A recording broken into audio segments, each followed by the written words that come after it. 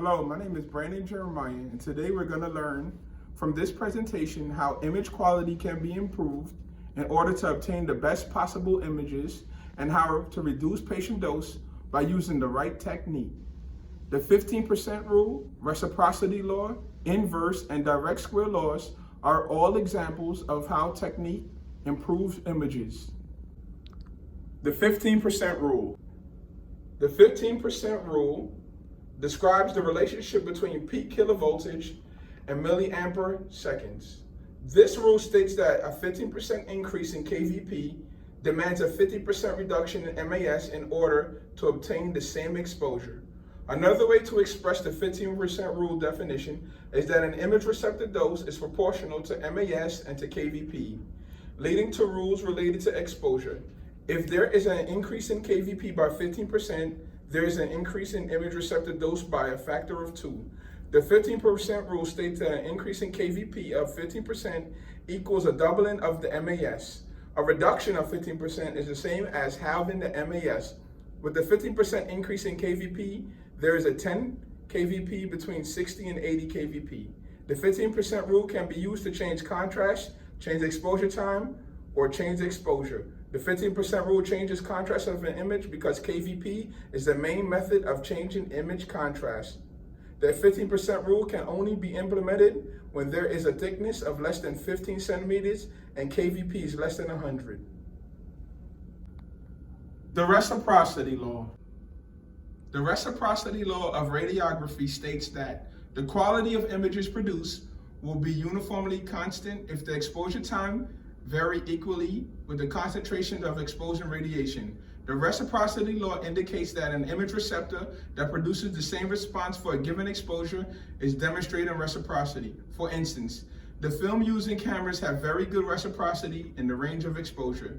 This is also true of exposure times faced in medical radiography. When there is a long exposure time of 2 to 5 seconds, such as with tomography or mammography, reciprocity failure can be significant. The cause of this failure of reciprocity is the photographic grain is not sensitized unless the right amount of light falls on it in a short time. Another way to describe the reciprocity law is that various MA and time settings can produce similar results in regarding to MAS, which also includes the same density. The law of reciprocity can be applied in certain instances. One scenario where the law of reciprocity can be applied is when controlling motion. In this instance, there will be a short exposure time and high MA. The inverse square law. The inverse square law is a principle based on how radiation moves through space. The rule states that a physical quantity or intensity is inversely proportional to the square of the distance from the source of that physical quantity. This law is most often used in radiography, photography, and lighting. Gravitational force, electric field, light, sound, and radiation all follow the principle of inverse square law. The formula is the initial intensity of radiation over the final intensity of radiation, which equals the final distance of radiation over the initial distance. The four figures in the inverse square law formula are I1 over I2, D2 over D1 is the intensity with distance that is measured by Runge per hour. D is the distance with the intensity measured in feet. I2 is the intensity without a distance. D2 is the distance without intensity. When solving for intensity, the information being solved is what the radiation intensity is at a given location or known distance. The formula to solve for intensity is, I repeat, I1 over I2 times D2 squared over D1. To solve for a safe distance, calculate how far away from the radiation source will be needed to achieve 2 millirunge per hour. Use the formula D2 square root of I times D2 squared over I1 over I2. The inverse square formula adapted from Ballard. The direct square law. The direct law is used to calculate the needed change in MAS after a change in SID so that the optical density can be maintained. MAS increase proportionally to the square of the change when distance increases.